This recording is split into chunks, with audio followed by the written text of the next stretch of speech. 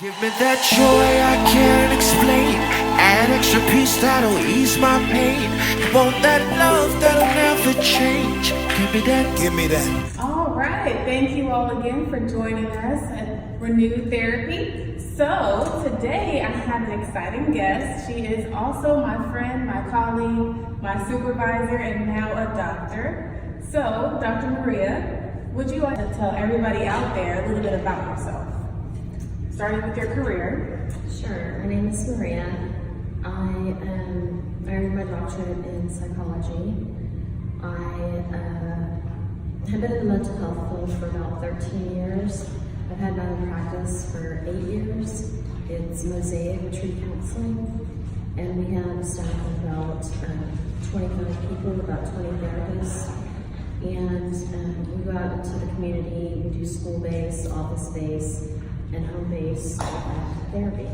Mm-hmm. And how did you get into counseling? I always knew it was my purpose, but I was scared for a long time.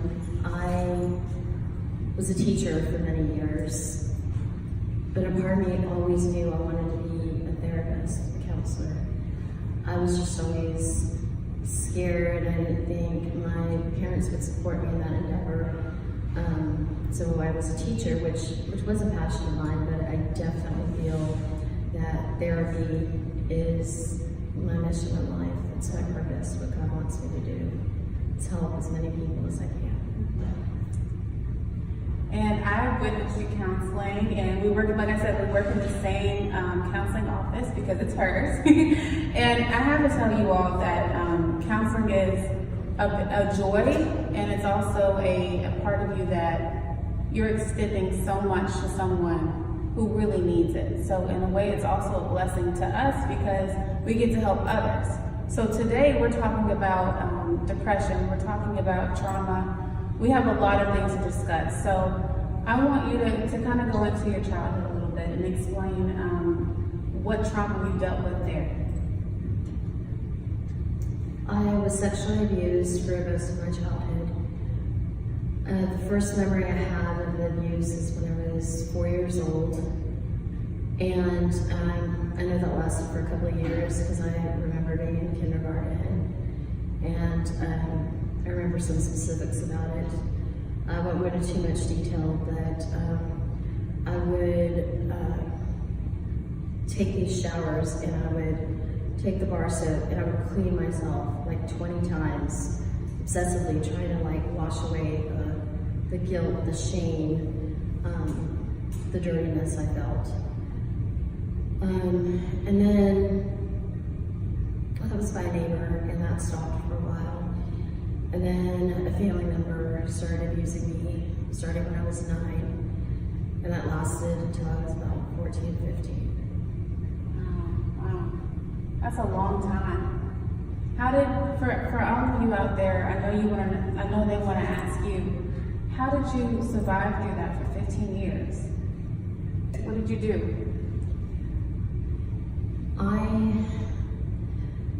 I grew up Catholic. I was raised in Catholic family. Always went to church, went to Catholic school, preschool to high school. So there was a lot of shame and a lot of guilt, even though it wasn't my fault at all. But I remember asking God, why is this happening to me? Why doesn't this stop? And there was this echo that I'll show you. Like he was going to show me what it was. And I didn't know what it was, and I just kept trusting him. I just kept trusting him that there was a reason for this. And later on I discovered there was. And yes, I suffered, and I suffered a lot. But God wants me to help so many people out there. And that's my specialty, is sexual abuse. And if that didn't happen to me, I wouldn't be able to help all the people I've helped. I go to court all the time, testify. There's so many people that have been put away because I've helped them. And I know that's my purpose, and I know that's my mission. I love that. I love that. So what you did is you took fear and you took the trauma that you had in the past, and probably depression, and probably suicidal thoughts and things like that, and you took that and you used that to make you a better person, to help others. That's awesome. And that means that you're very strong to be able to still be here and to still say that. Because a lot of people, as we know, they don't make it out of that, and they're not here to help other people anymore because they themselves needed help and didn't receive it. Can I speak on that? Yes, please. I went through many suicide attempts. First one was when I was 15 years old. Tried overdosing, and I was in the hospital, and then I was in Singapore at the time. My father traveled in the oil business, and they sent me back to live with a family member that was abusing me. So it just, and there were various suicide attempts. I was in and out of psychiatric hospitals for a while. I was really messed up. I was in a physically abusive relationship. I was in a sexually abusive relationship. And then I completely surrendered to God, to Jesus, and found my purpose. I love that. I love that. Thank you for sharing that. And I want to touch on something. When you said that you surrendered, because a lot of people, there's people out there that are going through this and have gone through it, and they lost their faith in God because, like you said, why did He allow this to happen to me? So what would you tell that person who's contemplating suicide, depression, or even Jesus? What would you tell them?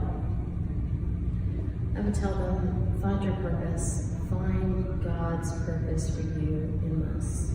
He does have a purpose for you, and He did have it for a reason.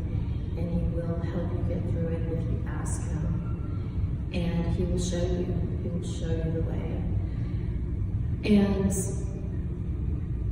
I know this sounds crazy, but now I thank Him. I actually thank Him for what happened to me, because I now make sense of it, and I now know it was all for His glory. So I actually thank God, thank Jesus for this happening to me. It was very traumatic and everything. It made me who I am and what I do, my purpose in life. And how would you say, for the person who has gone through this, how would they be able to find their purpose? I know praying and things like that, but for you specifically, you found your purpose by surrendering to Jesus Christ. You surrendered. So for that person who's a non-believer, what would be your advice? Like to find Jesus, to pray, to don't lose your faith, or would it be to do what? Honestly, it would be to find a strong Christian and let that strong Christian in your life, and they will lead you to church, they will lead you to God, they will lead you to Jesus. But sometimes it's hard to just walk into a church, and it's hard to just say, baptize me, and I give my life to you, Jesus. So find someone that you really love the way they live life. They're a strong Christian, and you want what they have. You want that joy through Jesus Christ. And they will lead you to the church. They will lead you to Jesus. I love that. I love that. So, okay, so speeding up more now. So after going through that with the family member, and then getting married, or where you said you were in a abusive relationship, and so you weren't married at that time. And so after that, what happened? How did you continue on with everything that you've been through? There's nothing wrong with therapy. The abusive relationship is very hard to get out of. And then the sexually abusive relationship was extremely hard to get out of because he was very high up there in law enforcement. Oh. And feared not being believed. I feared what could happen. So that was extremely hard to get out of it. I got out of it. And he claimed to be a man of God. That's why I first went out with him. So he claimed to be a Christian? Yes. Wow, okay. Yes. Can you tell that story? Well, did you notice any red flags? Did you notice? No, I didn't. So I'll go ahead and tell that story. He was an undercover narcotics officer, and my younger brother was involved with drugs. And I went to stay there once to help him at my place. And they came in and they raided it and went through everything. And he went to jail. And I would always, his name's Mark would always be there reading the Bible to him. And then I bumped into him at jail. And I thought, wow, what a good person. And then he asked me out, and I thought, I was still like, this was this great man of God. And it progressed. And then I found out that he got my brother out of a 25-year sentence by saying that the search warrant wasn't signed in time. So I felt like I owed him. And so I stayed in an abusive relationship, feeling like I owed him. And yeah, it was really bad. I like that. I think you made a valid point, because even as Christians, we still need to heal. So that doesn't mean that we're perfect because we're Christians. It doesn't mean that, we have it all together. So for him, he didn't have it all together, and he had some issues that he didn't deal with properly, and he took it out on you. And I think that was a sign for you too, because in relationships, we don't really know what we're getting ourselves into, because not everybody comes with a resume, right? So we don't know. And unfortunately, I wish it did come. I wish every guy could come with a resume for us, or every woman out there for you guys. But the thing is they don't. So how do you know when you find your right mate? Especially after all the trauma and everything you've gone through. And I almost married him. Oh wow. Oh my. So what made you not marry him? So I was engaged to him, and I canceled the wedding 2 weeks before the wedding. Good for you. Took a long time to get him out of my life completely. But honestly, there weren't red flags. It was the devil in disguise. I mean, the devil's pretty. The devil's nice. The devil's pretty. The devil's sneaky. The devil lures you in. And he lured me in. And I had to use my faith to get me out of it. And earlier you said you thank God for everything you've gone through. So would you say that literally everything you've gone through was a learning lesson to get you to where God needs you to be for Him? Absolutely. Everything that happened to me, everything I went through, it helps me understand others more and understand others that have been through this, so that I can help them. And so I can stop it before something happens or something more happens. Absolutely. And before we go, I have a few more questions. So I wanted to ask you more about, the person that's afraid to get counseling, after being sexually abused, domestically abused, verbally, emotionally, all those things, maybe you have depression, anxiety. What is the first step to getting counseling? Well, I'm going to direct it to contacting Mosaic Tree Counseling. You can go on our website, MOSAIC Tree, TREE, Counseling, COUNSELING.com. We also have a Facebook page.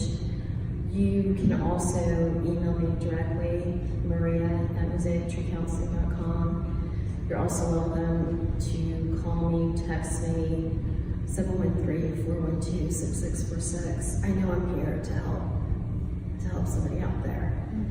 And so please pick up that phone, pick up that computer, and contact me, or contact somebody in your local area.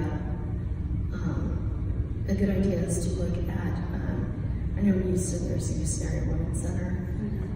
So depending on where you're at, there's usually a center for abuse, and they're usually the first resource to go to. Yeah, I love that. And so what would you tell them, like, if they're afraid to tell someone they don't know, because we hear that all the time, oh, I don't want to, share my story or my, issues with somebody we don't know, right? So how could they be bold enough to do that?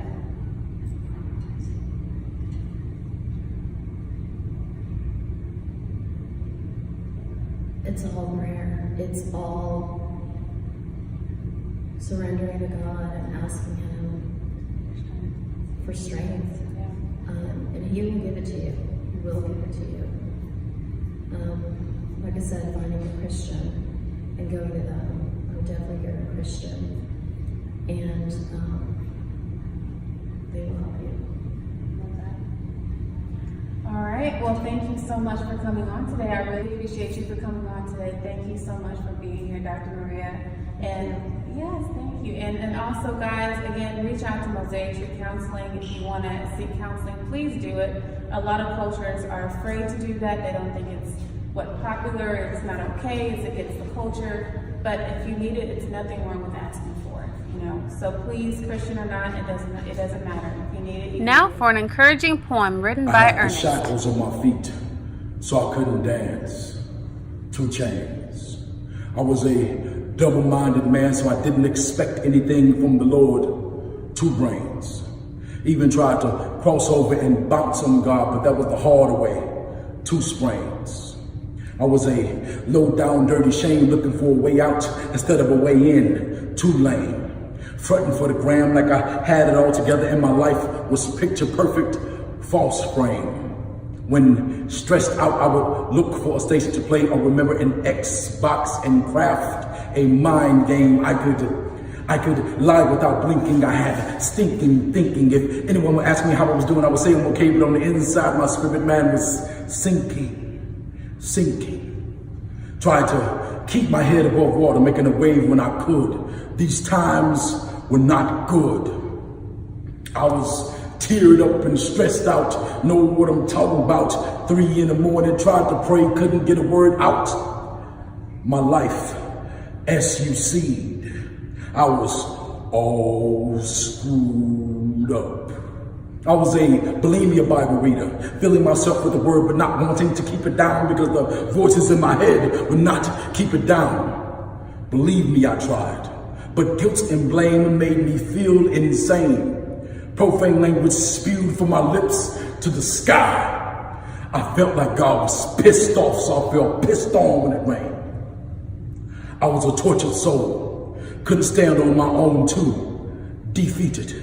A day in my shoes would wear out your soul. I put on my best face for the book, posting pretentious proverbs, pretending I had peace. I could not find a cure for this dis-ease. I was disconnected and no longer in service. Sometimes I could hardly hear what my pastor was saying. Oh, wretched man I am, who would deliver me from this body decaying? So again, I tried praying. I asked why she left. He said, so I can get your mind right. After all, your mind right. You love to love so much that you were out of touch with reality, practicing carnality and caught up in the fallacy. You thought she was irreplaceable and you were so drunk in love that you forgot that I was spiked and punched. I had to remove her in that fashion.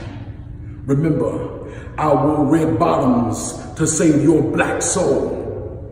Thou shalt not put another before me. And you sang her praises every morning, sometimes before you even acknowledged I was there. You did everything in your power to show that you care for her. Now your energy is drained. You can't sleep because losing the girl of your dreams causes nightmares. You feel insane every time you close your eyes. You see her face. It is ingrained in your brain.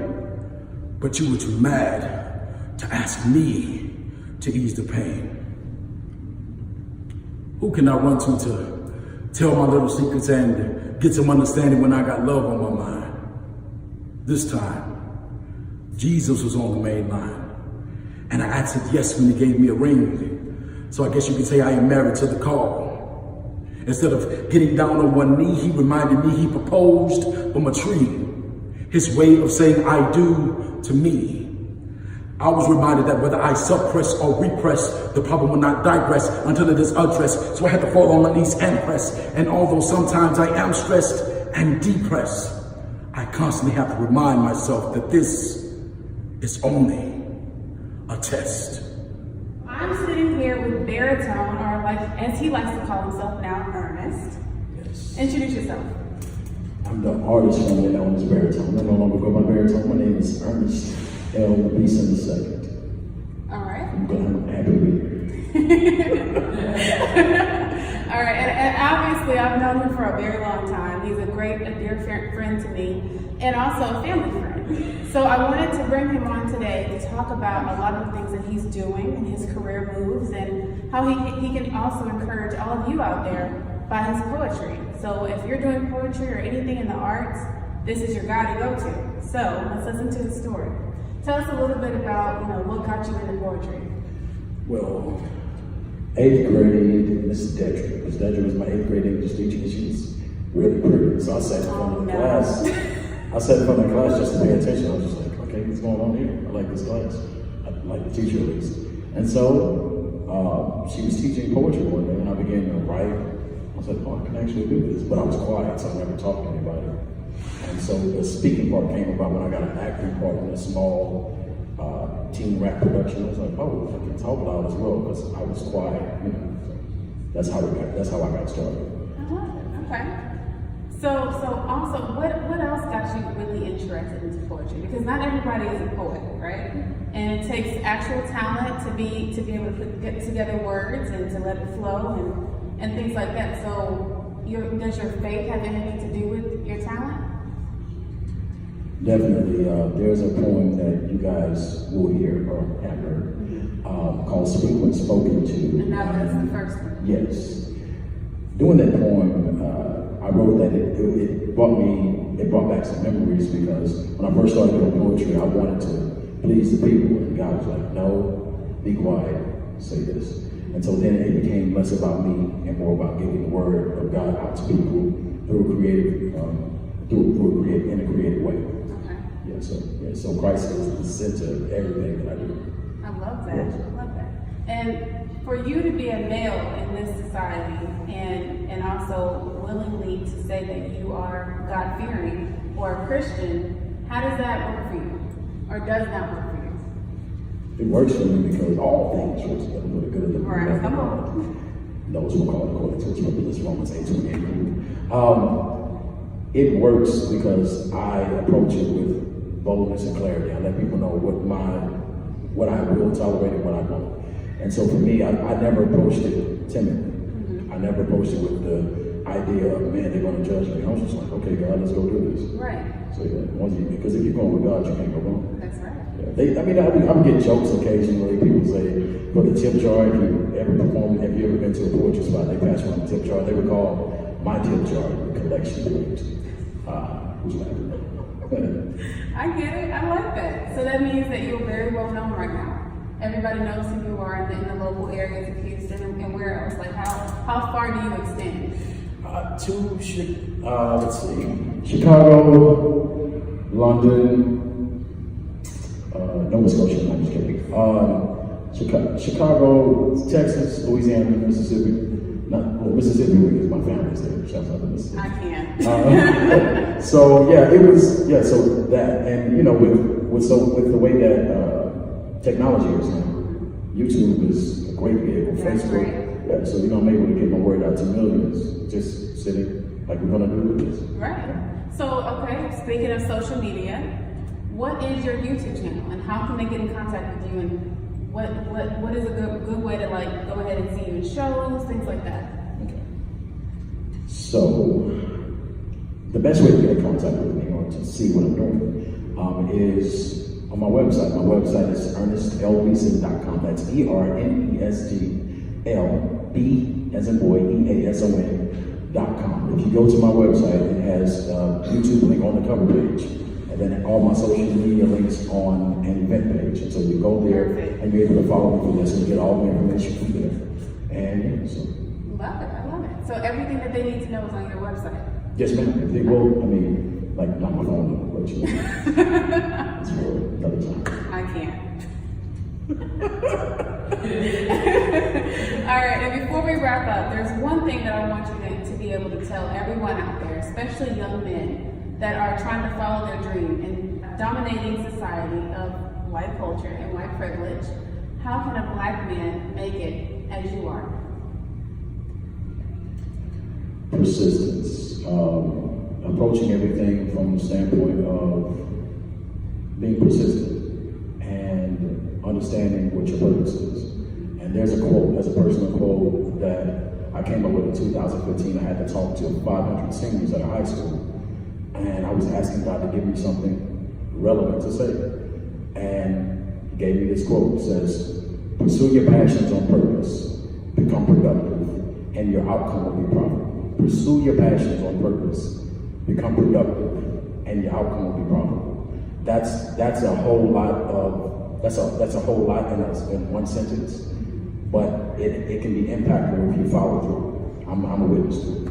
I love that. I love that. All right. All right. Well, thank you so much for joining us today.